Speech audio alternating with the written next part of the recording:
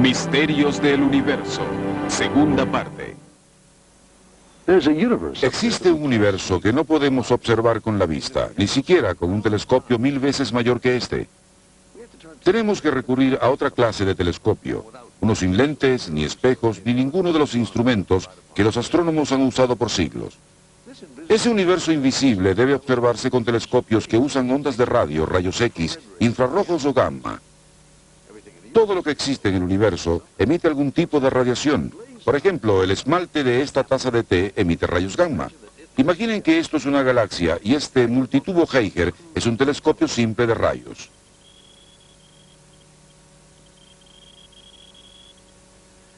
En la segunda mitad del siglo XX, los astrónomos comienzan a explorar el cielo con instrumentos sensibles a una serie de formas distintas de radiación. Y es como levantar el velo que cubre el rostro del universo.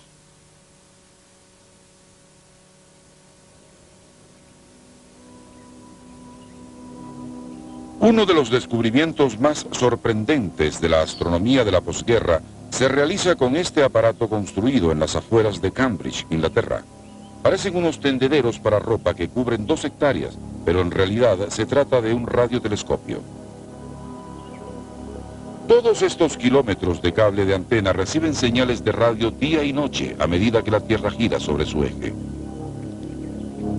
En 1967, cuando empieza a funcionar, Jocelyn Bell se encarga de su manejo. A los pocos meses, la joven estudiante de posgrado nota algo que nunca había visto. Se trata de un extraño rayado en uno de los largos rollos de papel usados para registrar lo que observa el telescopio. De inmediato, llama a su tutor de tesis, el radioastrónomo Anthony Hewish. Este se extraña, pero supone que es una señal emitida por el hombre. Bell regresa a sus diagramas y calcula cuándo volverá a aparecer la señal. Prepara los instrumentos para que reciban un gráfico más detallado y descubre que la señal consiste en una serie de pulsaciones que se emiten con un intervalo de 1 segundo y 1/3. Ningún telescopio había recibido algo así. Es un misterio total. Los cuerpos celestes no emiten esas pulsaciones regulares.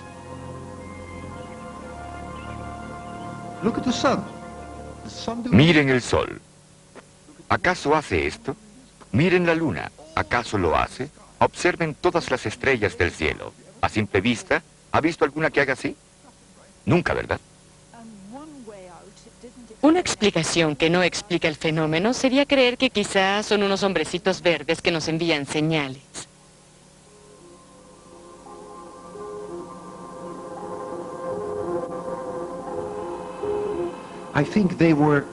Creo que se sintieron muy asombrados al pensar en esa posibilidad.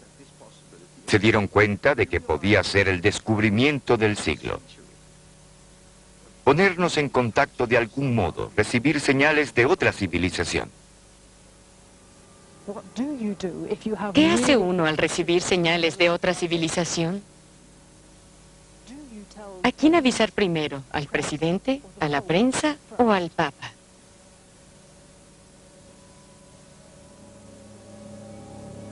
Pero antes de avisarle a alguien, Bell recibe otra señal y se dirige a la antena en una fría mañana de noviembre para comprobarlo.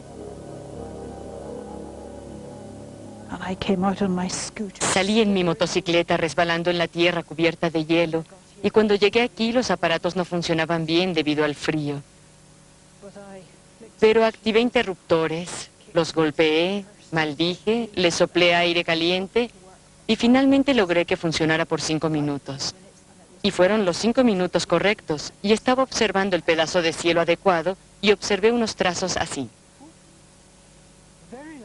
Eran muy parecidos a los primeros, pero no iguales, un poco distintos, a 1 segundo y 1/4 de intervalo, y no a 1 segundo y 1/3. Eso terminaba con el dilema de los hombrecitos verdes porque es poco probable que 2 grupos de extraterrestres, en lugares opuestos del cielo, envíen señales a un planeta poco conspicuo usando un método poco inteligente de hacerlo. Debía ser de origen estelar. La noticia de las estrellas pulsantes de Bell se propaga rápidamente en el ambiente de la astrofísica. Sin duda es un descubrimiento importante. ¿Qué son y cómo emiten sus pulsaciones? Es todo un misterio. Si está girando, si un objeto grande que cae también gira, volvemos a la posibilidad de que pueda romperse. Quizá es una enana blanca. Quizá no pueda llegar a... Finalmente, un físico relaciona el descubrimiento de Bell con la antigua teoría sobre la muerte de una estrella. Esta teoría, que se creía de imposible comprobación, afirma que cuando una estrella de gran magnitud se queda sin combustible nuclear, cae y aplasta los átomos que se encuentran en su interior.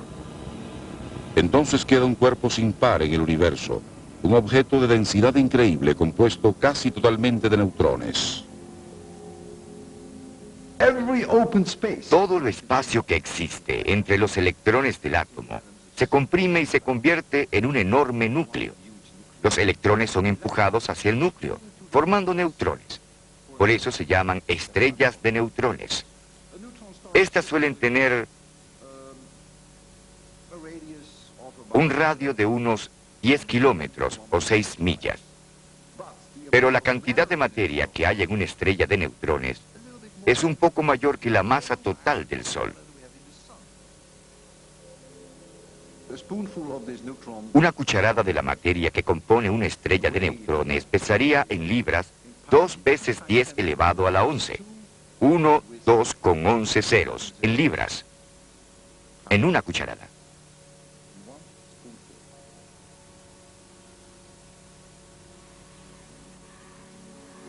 Las estrellas de neutrones rotan sobre su eje a una velocidad de hasta 700 vueltas por segundo y al hacerlo, sus potentes campos magnéticos rasgan el espacio emitiendo señales de radio como si fueran faros galácticos. Ese es el faro que Jocelyn Bell observó en su radiotelescopio.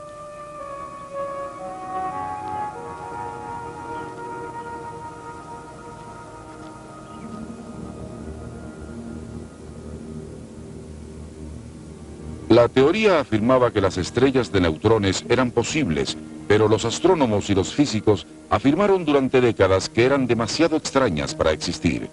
El descubrimiento de Bell confirma que el universo es más extraño y fantástico que todo lo que sucede en nuestro rincón del cosmos.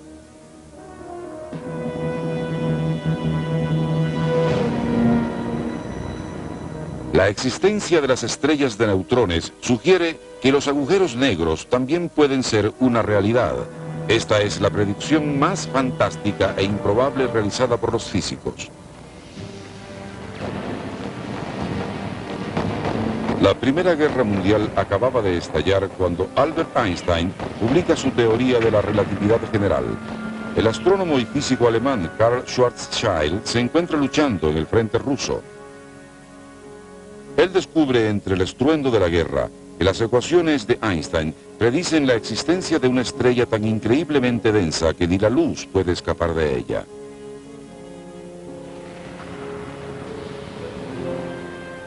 Schwarzschild le envía a Einstein sus cálculos desde el campo de batalla, pero pocas semanas después de recibir su respuesta muere en el frente.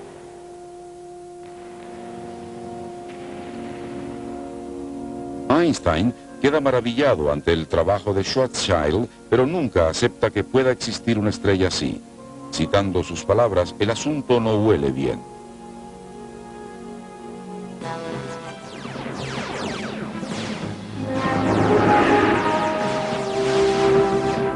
En los años 60, los científicos están de acuerdo con Einstein, pero el público queda seducido ante la idea de una estrella oscura de la cual nada puede escapar y en la cual no existen el tiempo ni el espacio.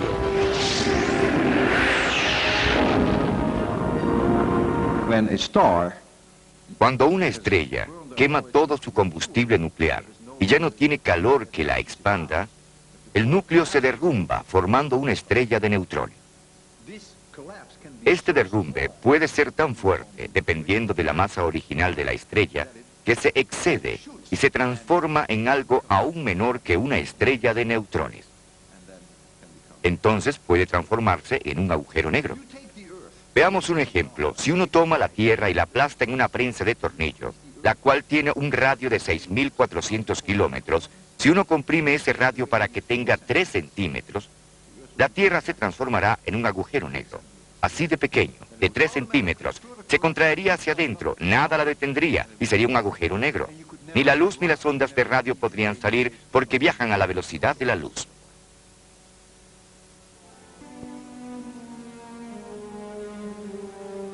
Resulta muy difícil encontrar algo que no emita luz ni ninguna otra clase de radiación. Solo al principio de los años 70, los astrónomos encuentran la primera prueba de la existencia indirecta de un agujero negro. Se obtiene la primera pista cuando los telescopios de rayos X revelan una zona de una turbulencia y una temperatura intensas en la constelación del Cisne. Paul Merden es uno de los muchos astrónomos que comienza a enfocar esta zona. Trabajando junto a Louis Webster, descubre una estrella gigantesca que gira en órbita alrededor de algo que no se ve. Lógicamente, la enorme estrella debe girar alrededor de otra mucho más pequeña y densa. Tan densa que su gravedad absorbe enormes cantidades de materia de la estrella mayor. Solo ese hecho puede producir los intensos rayos X que los astrónomos detectan. Las mediciones posteriores revelan que la gravedad de la estrella pequeña es mayor que todo lo que se ha descubierto hasta el momento. La única explicación es que se trata de un agujero negro. Aún no existen pruebas absolutas sobre la existencia de los agujeros negros, pero desde los años 70, la mayoría de los científicos acepta que a pesar de lo extrañas que son, constituyen una realidad. Uno se imagina que una estrella de neutrones debe tener al menos una superficie sobre la que se puede aterrizar. Y está bien, aunque sea un enorme campo magnético, está allá, rotando a 700 vueltas por segundo. Pero un agujero negro no tiene superficie, así que no se puede hablar de una superficie que gira alrededor de su eje. No existe, ni tampoco se puede definir su tiempo. Es muy extraño. Con toda franqueza, es algo que supera totalmente mi imaginación. Sin embargo, son mi especialidad. Los mido, los descubro. ¿Pero puedo imaginarlos? No.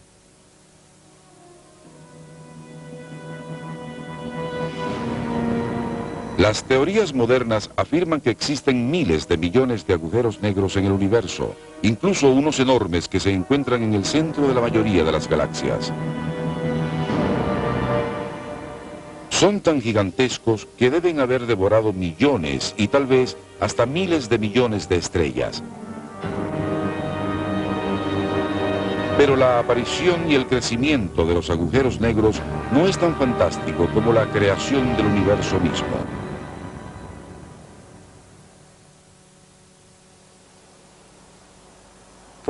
Para los seres humanos, el comienzo del universo es una interrogante que solo la religión se atreve a responder.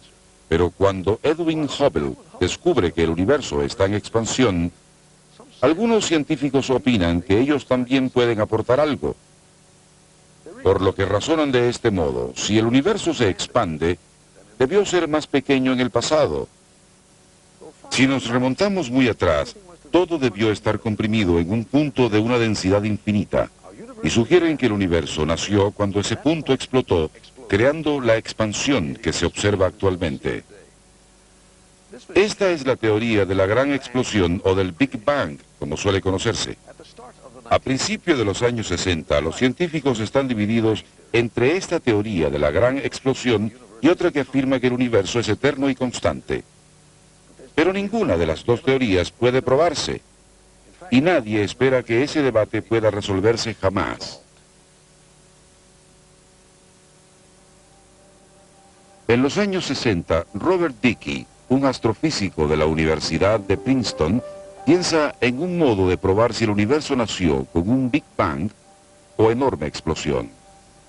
Si tal cosa sucedió, todo el universo debería estar lleno de las radiaciones que quedan del momento de la creación. El razonamiento de Bob Dicke es muy interesante. Él afirmó que cuando el universo sufrió esa primera fase del Big Bang, debió estar muy caliente y ser muy denso. Y debió existir mucha radiación calórica, una temperatura muy alta.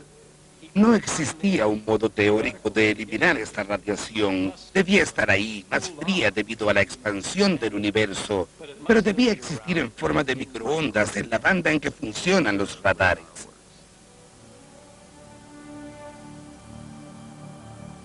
Es una posibilidad asombrosa.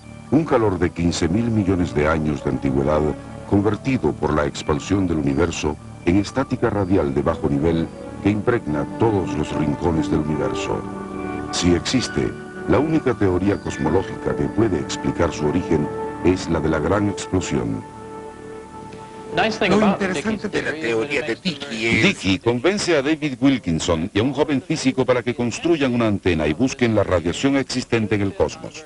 Es una curva muy específica llamada curva del cuerpo negro. No teníamos prisa porque la teoría de Bob Dickey era muy original. No nos preocupaba que otra persona lo descubriera antes que nosotros. Así que fuimos avanzando lentamente. No teníamos ningún equipo de microondas. Tuvimos que comprarlo todo nuevo. Fuimos a la calle Arch de Filadelfia a curiosear entre los excedentes de la Segunda Guerra Mundial para encontrar piezas económicas. Bob Dickey es un experimentador muy frugal, así que si lo hallábamos en los depósitos de chatarra era mucho mejor. Esta es la antena que fabricaron.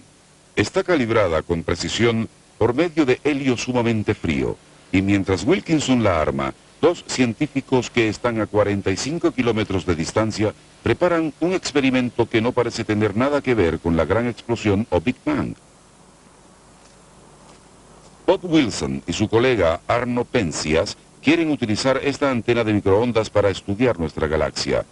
No saben nada de la idea de Dickey ni tampoco creen en el Big Bang. Más bien prefieren creer en un universo sin principio ni fin. Me gusta la teoría del estado constante. Es una filosofía satisfactoria porque el universo no tendrá un fin en el futuro. Seguirá eternamente en el mismo estado que ahora.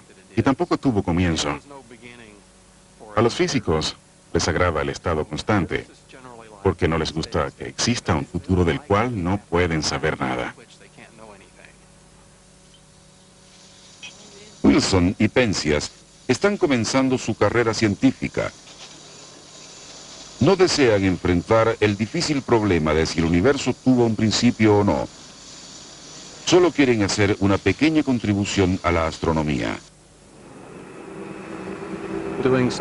Hacer un experimento científico solos era una nueva aventura. En los laboratorios Bell tuvimos la oportunidad de ser científicos en el sentido estricto de la palabra y crear este instrumento único. Y nos dedicamos de lleno a ello. Wilson y Penzias creen que la pequeña antena será un gran radiotelescopio porque está diseñada para rechazar todas las señales y ruidos extraños. Pero desde que comienzan a utilizarla, lo que más capta son ruidos externos. Cada vez que la activábamos, sentíamos el mismo nivel de ruido. En cualquier punto del cielo que enfocábamos, el mismo nivel de ruido.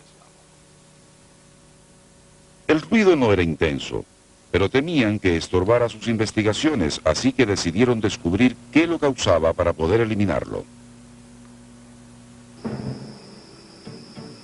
Comprueban si persiste toda la noche. Verifican si se oye en distintas estaciones del año. Revisan todas las posibles fuentes de ondas de radio. Tras un año de búsqueda, concluyen que la antena es perfecta. La única posibilidad que les queda no tiene ningún sentido y consiste en que el ruido está presente en todos los rincones del universo. Desesperados, llaman a otros astrónomos en busca de ayuda y alguien les sugiere que llamen a Bob Dickey. Cuando sonó el teléfono, Bob respondió y eran dos sujetos de laboratorios Bell que tenían un problema que aparentemente no tenía nada que ver con nosotros. No hablamos mucho por teléfono, pero decidieron venir a ver lo que habíamos hecho y decirnos lo que ellos pensaban. Colgó el teléfono y nunca olvidaré lo que dijo. Dijo exactamente, amigos, se nos adelantaron. Robert Wilson y Arno Penzias habían escuchado el eco de la gran explosión inicial. El ruido fastidioso era nada menos que el susurro de la propia creación del mundo.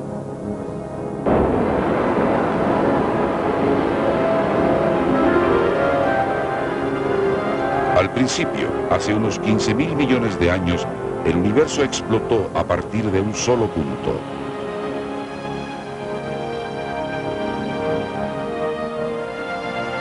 Menos de un minuto después, ya se había expandido a miles de millones de kilómetros. Aunque se enfriaba rápidamente, aún tenía una temperatura de 1.000 millones de grados.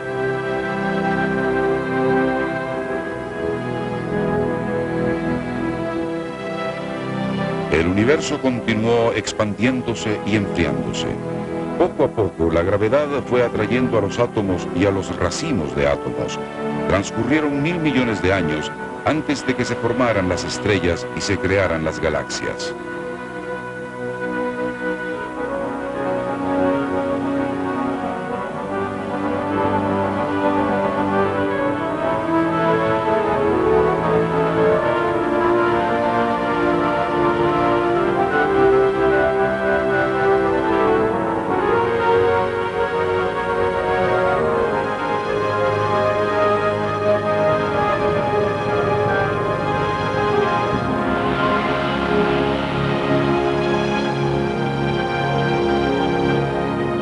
Finalmente se formaron planetas alrededor de algunas de las estrellas y por lo menos en uno de ellos surgió la vida. Si todo el universo comenzó en un solo punto, surge la interrogante de cómo evolucionó desde esa gran simplicidad a todo lo que existe ahora. Muchos físicos creen que al principio de los tiempos solo existía una partícula gobernada por una sola fuerza. A partir de ese principio, y en solo una fracción de segundo, evolucionaron las partículas como los protones y electrones y se crearon fuerzas como la gravedad y el magnetismo. ¿Pero tenía que ser así el universo? ¿No podía haber sido de otro modo? Si pudiéramos regresar al momento de la creación, a esa única partícula y fuerza, podríamos comprender por qué el universo es como es, y hasta expresarlo en lo que los físicos llaman la teoría final, que esperan pueda expresarse en una sola ecuación que quepa en una camiseta.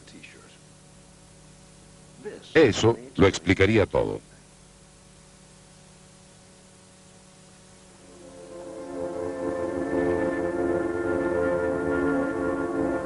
Cuando contemplamos la naturaleza, vemos las complejidades y las diferencias entre las cosas.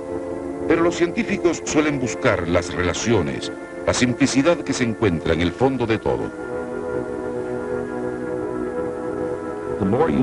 Cuando más sabe uno sobre la naturaleza, más simple nos parece. Por eso creo que encontraremos la teoría final, pues puedo imaginarme que las cosas se dificulten cada vez más en una complicación sin fin, pero no me imagino una simplicidad sin fin. El progreso de la física ha avanzado hacia una descripción cada vez más simple de la naturaleza. Pero ¿hasta dónde llegará? La simplicidad debe llegar a su fin. Debe haber algo tan básico que sea imposible imaginarlo más simple.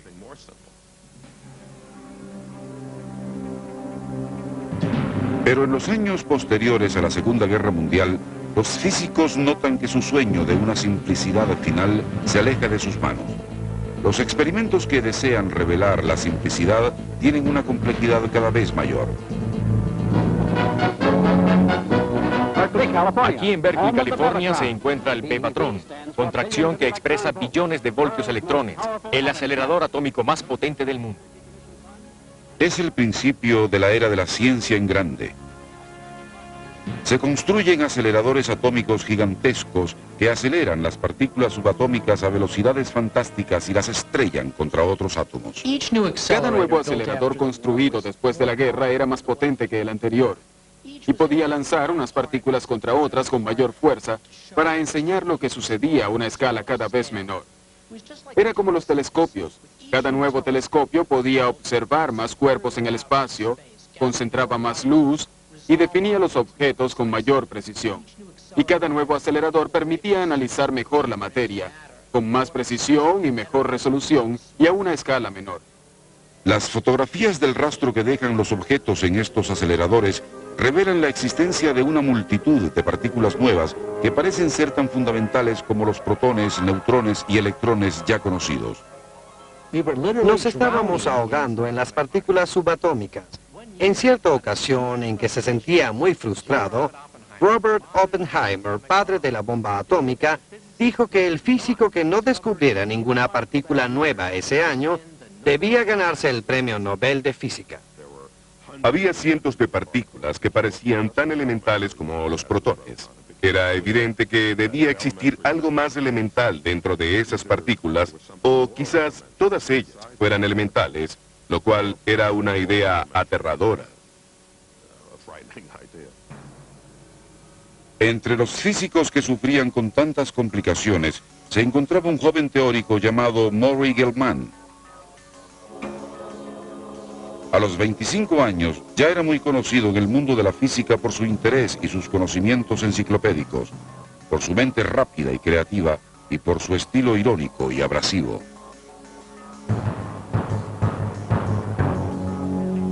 Un colega dijo sobre él: Murray no tiene ningún talento especial para la física, pero es tan inteligente que es un gran físico a pesar de todo. Lo importante es sumergirse primero en el problema, contemplar todas las piezas del rompecabezas. Gell-Mann busca todos los patrones y las simetrías y encuentra el modo de organizar todas las partículas recién descubiertas en familias. Luego, inspirado por un encuentro casual cuando visitaba la Universidad de Columbia en Nueva York, da un paso gigantesco hacia la simplicidad. Durante el almuerzo se le acercó a un físico y le dijo: ¿no es posible que sus teorías puedan explicarse postulando tres partículas aún más fundamentales? Todos los que estaban en la mesa rechazaron la teoría de inmediato y le explicaron pacientemente al físico que no se podía, pues surgirían partículas con una carga fraccionaria, una idea imposible y ridícula, porque todos sabían que las partículas tenían una carga de más 1 o menos 1, no de 1/3 o de 2/3. Pero en los meses siguientes, Gell-Mann se va entusiasmando con la idea de un nivel más profundo de la realidad. El hecho de que nadie haya visto estas partículas tan extrañas no es problema suyo. A principios de 1964, Gell-Mann le propone al mundo la existencia de tres nuevas entidades fundamentales, a las que llama quarks. Hasta ahora no observamos ningún quark. Los físicos se enfrentaron a una paradoja. ¿Dónde están los quarks? Porque no se podía observar ninguna prueba tangible de esas partículas. De hecho, muchos físicos empezaron a poner en duda dicha teoría, pero con el correr de los años se han presentado pruebas indirectas que la confirman. Ahora los experimentadores están examinando a fondo los protones y observan pruebas de la existencia de los quarks en su interior. Quizás los quarks existen, pero son muy extraños. Para empezar, son tan pequeños que no podemos aplicarles las nociones normales de tamaño. Los físicos los describen como puntos. ¿Puntos? Por Dios. ¿Cómo que puntos? ¿Cómo pueden tener masa y carga y ser puntos? Bien, hay que poner en marcha algunas zonas oxidadas de la mente. Y si se hace, podemos imaginarnos un objeto así. Es como en Alicia en el País de las Maravillas.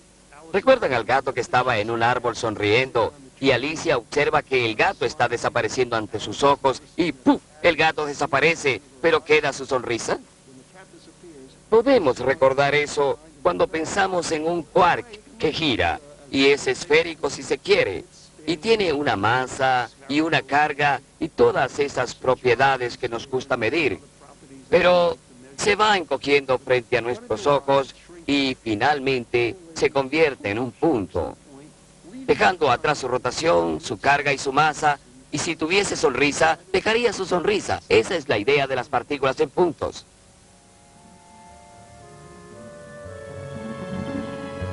Con los quarks, el viaje de los físicos a la esencia de la materia avanza un gran paso hacia la meta de descubrir la partícula esencial que lo constituye todo.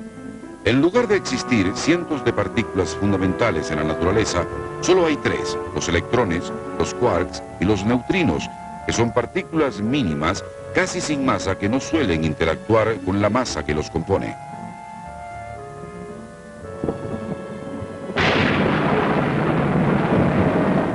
Además de una sola partícula fundamental, también se busca una sola fuerza que controle la conducta de todo. Esa fue la gran búsqueda de Albert Einstein durante los últimos 25 años de su vida, y a menudo creyó encontrarla, para luego darse cuenta de que su solución tenía alguna falla fatal. Einstein buscaba la unificación y reconoció la existencia de dos fuerzas, la gravedad y el electromagnetismo. Pero los físicos actuales intentan descifrar otras dos, la fuerza débil y la fuerte. La fuerza débil produce muchas formas de radioactividad. La fuerte mantiene unido el núcleo. El núcleo está lleno de protones con carga positiva. Si no están unidos por algo, todos ellos volarían hacia afuera, porque las cargas de igual polaridad se rechazan. La fuerza fuerte evita que ello suceda. Uno de los físicos que más ha trabajado por la unificación es Steven Weinberg. Se especializa en las dos fuerzas que se encuentran en el núcleo del átomo, la fuerte y la débil. Al igual que muchos otros físicos, yo empecé con la química. Me dieron un juego de química que pertenecía a un primo mayor. Al principio, me gustaba jugar con los polvos y los líquidos y crear humo de colores y cosas por el estilo. Y poco a poco, gracias a mis lecturas, me fui enterando que lo que sucedía en el interior del átomo no podía explicarse con los términos normales que se usaban en la vida a diario. Y me pareció que la física poseía algo extraño y maravilloso, pues es la ciencia que estudia lo que sucede en el interior del átomo. Esa impresión sobre la física acompañó a Weinberg en la universidad y durante su doctorado. A finales de los años 60, Weinberg lucha sin éxito para lograr que ciertas ideas matemáticas sobre la fuerza mayor, la que mantiene unido al núcleo, tuvieran coherencia. Luego, en cierto momento, cuando iba en mi auto al Instituto Tecnológico de Massachusetts, me di cuenta de que esas ideas matemáticas no servían para la fuerza mayor o más fuerte, pero eran ideales para crear una teoría sobre la fuerza débil. Y para mi sorpresa y mi gran satisfacción, al final no solo surgió una teoría sobre la fuerza débil, sino también una teoría unificada de las fuerzas débiles y las electromagnéticas. De repente, en lugar de 4 fuerzas fundamentales, existían solo 3, hecho que cambió todo el campo de la física teórica. Con el fin de probar la teoría de Weinberg, la comunidad europea gastó la enorme suma de 150 millones de dólares para modificar y repotenciar su mayor acelerador de partículas. Los protones están en la máquina. Comienza la cuenta regresiva.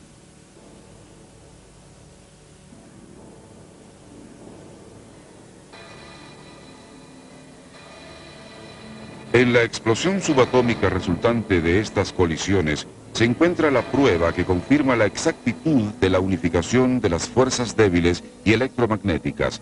Las 4 fuerzas fundamentales se convierten en 3. A mediados de los años 80 se empieza a trabajar en lo que los físicos afirman que constituye la clave para acercarse aún más a la esencia de la materia. Se trata del supercolisionador superconductor o SSC. Posee un anillo subterráneo de partículas de 75 kilómetros de longitud y está diseñado para reproducir las condiciones del universo en su primera trillonésima de segundo. Debía ser una máquina tan grande que cabrían ciudades dentro de ella y harían falta autobuses para llegar de un lugar a otro. Era una máquina que enviaría un volumen de datos equivalente a toda la biblioteca del Congreso a laboratorios lejanos en todos los rincones del mundo a una velocidad asombrosa. Los detectores o los lugares donde se realizarían los experimentos de física costarían $1.000 millones cada uno, y en cada uno trabajarían unos 1.000 físicos e igual número de técnicos. Pero en 1993, después de haberse invertido $2.000 millones, se detuvo la construcción del SSC. El Congreso dejó de apoyar el proyecto después de años de gastos cada vez mayores. El mensaje implícito a los científicos era: busquen otro modo de descubrir la partícula y la fuerza primigenia. Los científicos quedaron desolados.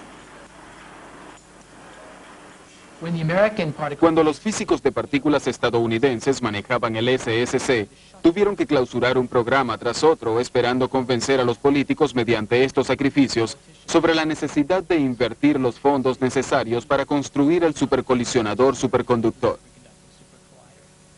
Pero lo perdieron todo cuando se clausuró el programa del SSC.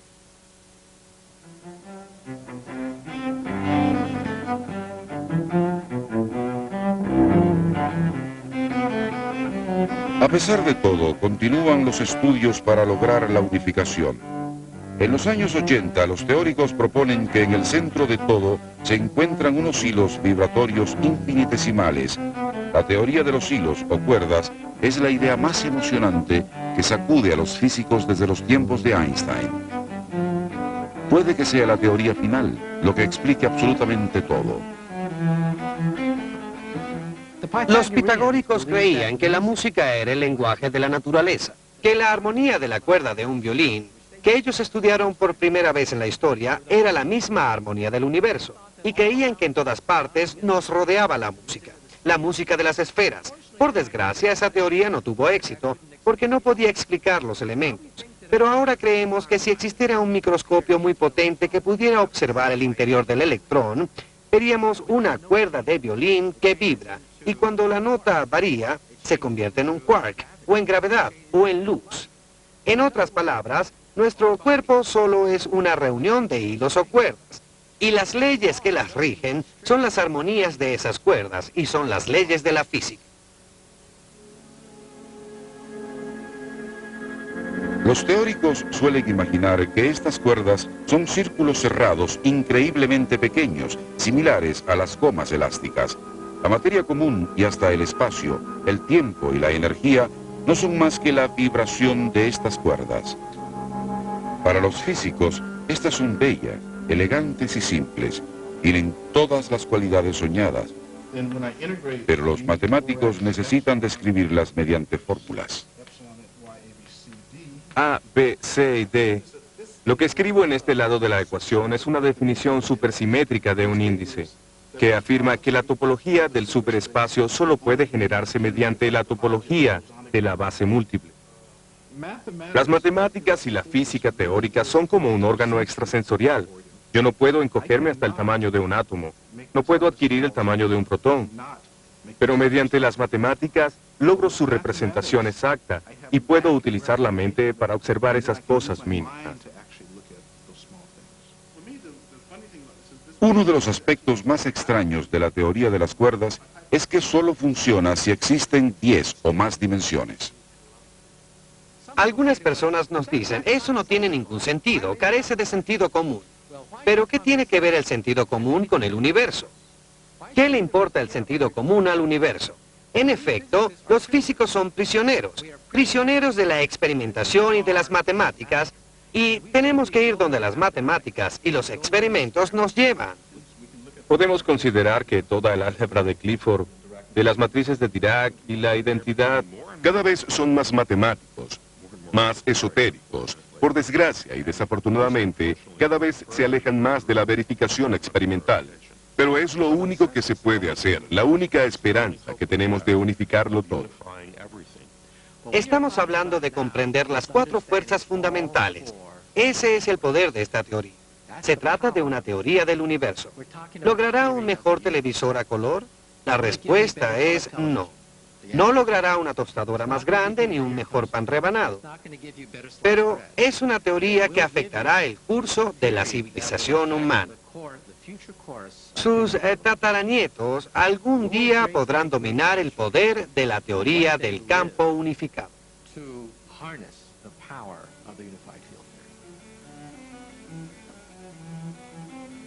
Nadie sabe si la teoría de las cuerdas es la teoría final, pero si no lo es, con toda seguridad los físicos seguirán investigando.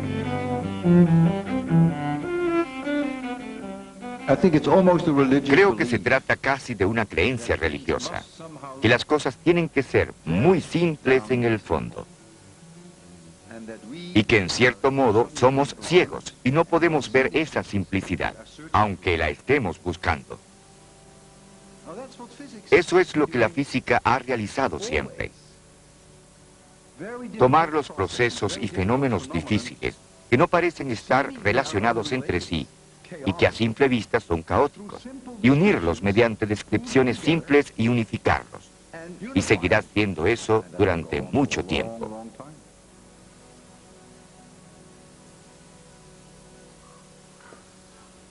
Los astrónomos también seguirán intentando resolver los misterios del universo. En una montaña de Arizona, un equipo de científicos escudriña el cielo en busca de claves sobre el destino final del cosmos. En este telescopio y otros que existen en el mundo, se mide la luz proveniente de estrellas que están en el centro del universo. Y esto es una supernova. Después, Robert Kirshner y sus colegas aplicarán las ecuaciones de Einstein a sus mediciones para calcular la masa aproximada de todo el cosmos. Esto no es nada así.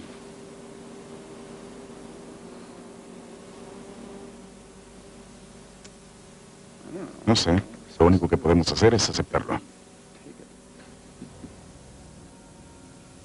Si Kirchner encuentra suficiente cantidad de masa, eso significa que algún día el universo dejará de expandirse y volverá a retraerse hacia sí mismo en lo que los astrónomos llaman la gran implosión. Si se encuentra una cantidad de masa menor, el universo seguirá expandiéndose eternamente hasta convertirse virtualmente en nada. Las mediciones son muy laboriosas y lentas, y uno espera toda la noche a que los fotones vayan goteando. Pero lo que logra que eso sea emocionante, apasionante en cierto modo, es el hecho de que investigamos una gran interrogante, algo que interesa al hombre desde hace mucho tiempo, desde que aprendió a formular la pregunta, ¿cuál es el destino final del universo? ¿Durará eternamente? ¿Cómo terminará? Son grandes interrogantes. Y seguimos una senda que puede darnos una respuesta concreta dentro del contexto de cómo comprendemos el universo actualmente. ¿Cuál de esas probabilidades es la correcta? Es algo divertido y te mantiene despierto durante toda la noche.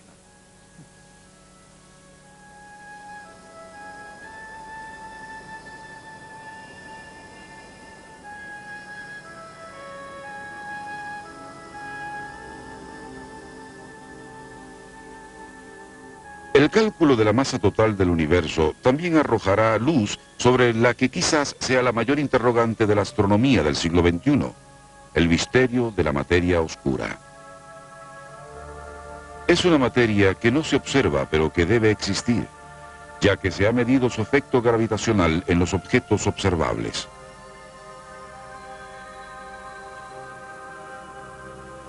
Una serie de telescopios tan dispares como el recién remodelado telescopio gigante que construyó Hale en la cumbre del Monte Wilson y el telescopio espacial Hubble, que gira en órbita alrededor de la Tierra, se dedicarán en los años futuros a la búsqueda de pistas sobre la existencia de la materia oscura. Los teóricos afirman que el 99% de la masa del universo es invisible para los telescopios. Si ese es el caso, sería como la revolución de un Copérnico moderno. Él afirmó que la Tierra no es el centro del universo. Luego descubrimos que el Sol no es el centro del universo y que nuestra galaxia tampoco lo es. Ahora estamos descubriendo que la materia oscura, que quizás esté compuesta por algo totalmente distinto a lo que conocemos en la Tierra, es la materia dominante de la creación. Es decir, que si lo eliminamos a usted, a mí, a las estrellas y a todo lo que observamos en el universo, el verdadero universo aún seguirá existiendo.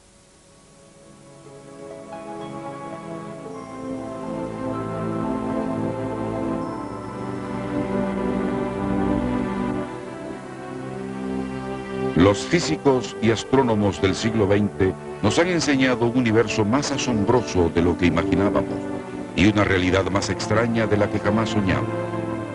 Y el futuro nos depara un asombro aún mayor. Como escribió Einstein hace muchos años, el misterio es la cosa más hermosa que podemos experimentar y es la fuente de toda ciencia verdadera.